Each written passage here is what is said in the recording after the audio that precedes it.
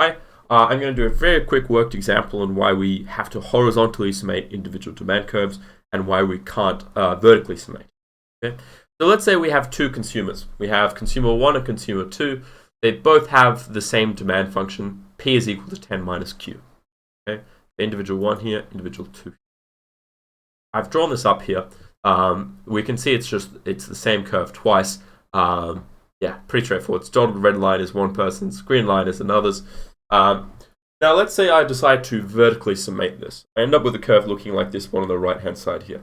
I end up with, mathematically, it's P1 plus P2, and you get 20 minus 2Q, so my intercept is 20 vertically. My horizontal intercept is 10. This is going to be incorrect. I'll show you why.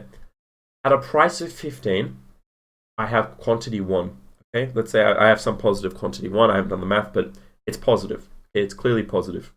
But at a price of 15, on my original graph, neither of my individuals is willing to pay anything for those units.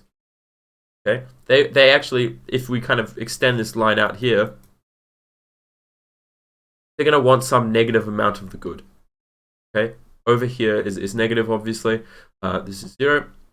They're going to want some negative amount of the good. And with that, we can see that at this price of 15, that no one's going to want the good. Okay, neither of my consumers have any benefit in purchasing the good. But this graph over here on the right, this vertical summation, implies that there is some positive quantity demanded. So the two kind of facts there are obviously at odds. We know this right-hand side graph is actually going to be incorrect. Okay, and the correct method to doing this is to horizontally summate like this, where you get market quantity, and you just simply get 20 minus P. And that for kind of, I don't know, for clarity, is going to look something like this. And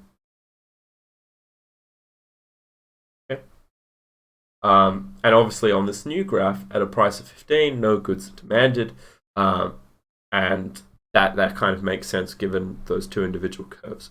So yeah, that's why we can't vertically summate. It gives these kind of incorrect understandings, and these facts that are obviously wrong. And yeah, that's kind of the intuition behind why we horizontally summate.